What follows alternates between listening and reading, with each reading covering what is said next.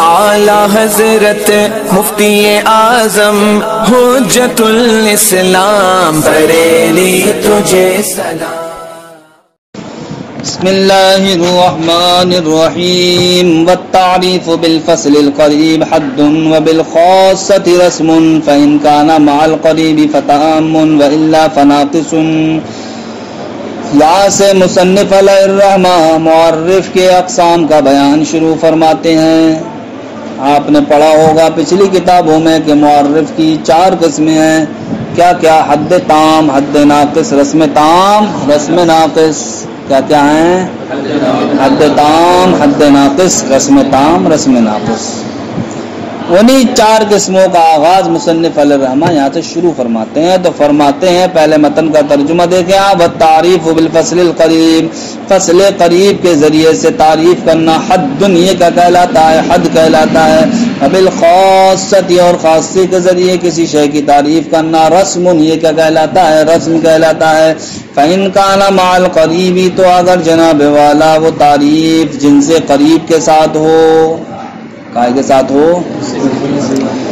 تو اب اس کو کیا کہیں گے؟ حد تام کہیں گے، وإلا فناقص تو اس کو تام کہیں گے۔ اب چاہے وہ حد کی صورت میں ہو، چاہے وہ رسم کی صورت میں ہو۔ اگر حد کی صورت میں ہوگا تو اس کو حد تام کہیں گے، رسم کی صورت میں ہوگی تو اس کو رسم تام کہیں گے۔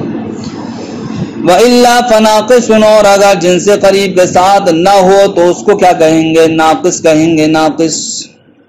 اب نیچے آ جاؤ، شارح کیا کہتے ہیں؟ شارح کہتے ہیں قد علم مما سبق ان المعرف يشمل على امر يختص بالمعرف ويساويه، کہ جان لیا گیا اس سے جو ما قبل میں گزرا کہ معرف ایسے امر پر مشتمل ہوتا ہے جو معرف کے ساتھ خاص ہوتا ہے اور معرف کے مساوی ہوتا ہے، جو معرف کے ساتھ خاص ہوتا ہے اور معرف کے مساوی ہوتا ہے۔ تو بہرحال معرف ایک امر پر کیا ہوتا ہے؟ مشتمل ہوتا ہے۔ معرف ایک امر پر مشتمل ہوتا ہے۔ کس پر؟ ایک امر پر۔ اب وہ امر اگر ذاتی ہے، امر کیا ہے؟ وہ اگر ذاتی ہے کس کا؟ معرف کا، تو پھر اس کو کہیں گے فصل، اور اگر عارضی ہے تو اس کو کیا کہتے ہیں؟ خاصہ۔ اگر وہ امر کہ جس پر معرف مشتمل ہے، اگر معرف کا ذاتی ہے یعنی کہ معرف کی داخلی شے ہے، داخلی شے یعنی کہ ذاتی ہے، ذاتی اس کی ذات سے خارج نہیں ہے تو اس کو کہتے ہیں فصل۔ اور اگر جناب والا عارضی شے ہے، عارضی شے تو اس کو کہتے ہیں رسم، نہیں تو اس کو کہتے ہیں خاصہ، تو اس کو کیا کہتے ہیں؟ خاصہ۔ تو اگر وہ امر کیا ہو؟ معرف کا ذاتی ہو تو وہ کیا کہلائے گا؟ فصل کہلائے گا، اور اس کا نام کیا رکھتے ہیں؟ حد رکھتے ہیں۔ کیا رکھتے ہیں؟ اس کا نام حد رکھتے ہیں۔ اور اگر وہ معرف کا وہ امر کیا ہو؟ اگر معرف کے لیے عرضی ہو، عرضی تو جس کو خاصہ کہا جاتا ہے اس کا نام کیا رکھتے ہیں؟ رسم رکھتے ہیں، اس کا نام رسم رکھتے ہیں۔ قد علم جان لیا گیا مما اس سے جو ما قبل میں گزرا ان المعرف کے معرف یشمل علی امرین یہ ایک امر پر مشتمل ہوتا ہے، یختص بالمعرف جو معرف کے ساتھ خاص ہوتا ہے، ویساوی اور اس کے مساوی ہوتا ہے۔ فہذا الامر تو یہ امر امکان ذاتیا للمعرف اگرچہ اگر تو یہ امر اگر جناب والا کیا ہو؟ معرف کا ذاتی ہو۔ معرف کا ذاتی ہونے کا مطلب یعنی معرف سے خارج نہ ہو۔ ما قبل میں ابھی تم نے پڑھا تھا ذاتی اور عرضی، تو ذاتی سے مراد کیا ہے؟ جو شے سے خارج نہ ہو، وہ شے سے خارج نہ ہو۔ اب چاہے اس کا جز ہو یا بعین ہی وہی شے ہو وہ، یا جناب والا کیا ہو؟ ہاں 2 صورتیں ہیں۔ کہاں گیا؟ تو اگر وہ امر معرف کا ذاتی ہو تو اس کو کہتے ہیں کانا فصلن، تو وہ کیا ہوگا؟ فصل ہوگا۔ وَإِن كَانَ عَرْضِيًّا لَهُ اور اگر وہ امر معرف کا کیا ہو؟ عرضی ہو، کانا خاصتاً تو اس کو کیا کہتے ہیں؟ خاصہ کہتے ہیں۔ فعل الاول یسمى تو پہلی صورت میں نام اس کا کیا رکھتے ہیں؟ حد رکھتے ہیں۔ وعلی الثانی یسمى رسما، اور دوسری صورت میں اس کا نام کیا رکھتے ہیں؟ رسم رکھتے ہیں، یعنی کہ اگر تعریف جناب والا فصل سے مرکب ہو تو اس کو حد کہیں گے، اور اگر جناب والا خاصے سے مرکب ہو تو اس کو رسم کہیں گے۔ ثم الحد ان اشتمل علی الجنس القریب، پھر حد اگر جنس قریب پر مشتمل ہو، یعنی کہ فصل ہونے کے باوجود اگر جنس قریب بھی ہو وہاں پر، فحد تام، تو اس تعریف کو کیا کہیں گے؟ حد تام کہیں گے۔ فإن لم يشتمل علیہ، اور اگر جناب والا وہ جنس قریب پر مشتمل نہ ہو، فحد ناقص، تو اس کو کیا کہیں گے؟ حد ناقص کہیں گے، اگرچہ وہ جنس بعید پر مشتمل ہو۔ یعنی جنس قریب پر اگر مشتمل نہیں ہے وہ تعریف تو اس کو کیا کہا جائے گا؟ حد ناقص کہا جائے گا، اگرچہ وہ جنس بعید پر کیا ہو؟ مشتمل ہو۔ وقدر رسم، اسی طریقے سے رسم اشتمل علی الجنس القریب، اگر جنس قریب پر مشتمل ہو، فرسم تام، تو اس کو رسم تام کہتے ہیں، اور اگر مشتمل نہ ہو جنس قریب پر، فرسم ناقص، تو اس کو رسم ناقص کہتے ہیں۔ وإن اشتمل علی الجنس البعید، اگرچہ جنس بعید پر کیا ہو؟ وہ مشتمل ہو۔ فقط تبین بہذا، تو اس سے ظاہر ہو گیا کہ ان المعرف علی اربعۃ اقسام، کے معرف 4 قسم پر ہے۔ معرف کیا کیا 4 قسمیں نکلیں گی؟ حد تام، حد ناقص، رسم تام، رسم ناقص۔ تو حد تام کس کو کہیں گے؟ رسم تام کس کو کہیں گے؟ حد ناقص اور رسم ناقص کس کو کہیں گے؟ اس کی تعریف یہاں سے اشارے ذکر فرمائیں گے۔ تو حد تام کہیں گے جناب والا اس تعریف کو جو جنس قریب اور فصل قریب سے کیا ہو؟ مرکب ہو، جو جنس قریب اور فصل قریب سے حاصل ہو، یہ کہہ لو یا کہہ لو جو جنس قریب اور فصل قریب سے مرکب ہو، اس کو کیا کہیں گے؟ حد تام۔ لیکن شرط یہ ہے کہ جنس پہلے ہونا چاہیے اور جناب والا فصل کیا ہونا چاہیے؟ بعد میں ہونا چاہیے۔ جنس پہلے فصل بعد میں، کیوں؟ اس لیے کہ جنس کے اندر کیا ہوتا؟ عموم ہوتا ہے، اور فصل اسی عموم کو کیا کر دیتی ہے؟ ختم کر دیتی ہے، اسی عموم میں کیا کر دیتی ہے؟ شے کی چھٹائی کر دیتی ہے۔ تو اب اگر جناب والا عموم ہو بعد میں اور فصل آ جائے پہلے، تو اب فصل کس سے چھٹائی کروائے گی بھائی؟ فصل کس سے امتیاز دلائے گی؟ تو اس لیے ضروری یہ ہوا کہ پہلے جنس لائی جائے اور بعد میں فصل۔ تو حد تام کہیں گے جو جنس قریب اور فصل قریب سے مرکب ہو۔ حد جیسے کہ ہم کہیں انسان کی تعریف کے، انسان کس کو کہتے ہیں؟ حیوان ناطق کو کہتے ہیں۔ تو دیکھو حیوان یہ انسان کا جنس قریب ہے یا نہیں، اور ناطق یہ فصل قریب ہے یا نہیں؟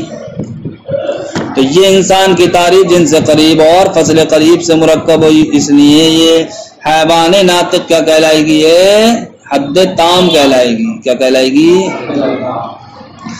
حد ناقص کہتے ہیں کہ جناب والا تعریف جنس بعید اور فصل قریب سے مرکب ہو، جو تعریف جنس بعید اور فصل قریب سے مرکب ہو۔ یعنی کہ جنس بعید ہونے کا مطلب کیا ہے؟ کہ وہاں پر جنس تو ہو لیکن حیوان کے علاوہ ہو۔ حیوان کے علاوہ کیا ہے؟ جس میں نامی ہے، جس میں مطلق ہے، جوہر ہے، ٹھیک، ان میں سے کوئی ہو، کس کے ساتھ ہو؟ فصل قریب کے ساتھ۔ فصل قریب کیا ہے انسان کی؟ مثلا ناطق، تو اب آپ کہو گے جس میں نامی ناطق ہو، کیا کہو گے آپ؟ تو حد ناقص کہیں گے جو جنس بعید اور فصل قریب سے مرکب ہو، یا صرف اور صرف فصل قریب ہی سے کیا ہو؟ مرکب ہو۔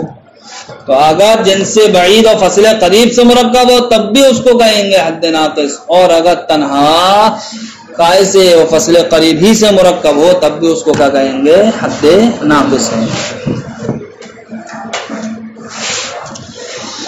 رسم تام کس کو کہیں گے؟ رسم تام کہتے ہیں جو جنس قریب اور خاصے سے مرکب ہو، جو تعریف جنس قریب اور خاصے سے مرکب ہو۔ جیسے کہ انسان کی تعریف کرنا حیوان زاہق سے، تو حیوان جنس قریب ہے یعنی انسان کا، اور زاہق کیا ہے؟ یہ خاصہ ہے۔ زاہق کیا ہے؟ یہ خاصہ ہے۔ تو یہ تعریف جنس قریب اور خاصے سے مرکب ہوئی، اور جو تعریف جنس قریب خاصے سے مرکب ہوتی ہے اس کو کیا کہتے ہیں؟ رسم تام۔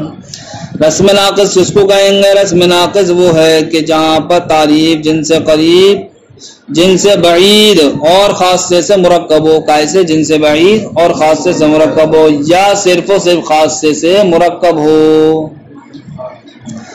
جیسے کہ ہم انسان کی تعریف کریں کیسے کہ انسان کا جسم ذاہق ہے، تو جسم انسان کا یہ کیا جن سے بعید ہے یا نہیں، اور ذاہق کیا ہے یہ خاصہ ہے، تو یہ تعریف جن سے بعید اور خاصے سے مرکب ہوئی نہیں ہوئی؟ دیکھو فقط تبینہ تو ظاہر ہو گیا بیاد ہے اس سے کہ ان المعرف علی اربعۃ اقسام کے معرف 4 قسم پر ہے۔ پہلی قسم حد تام ہے، دوسری قسم حد ناقص ہے، تیسری قسم رسم تام ہے، چوتھی قسم رسم ناقص ہے۔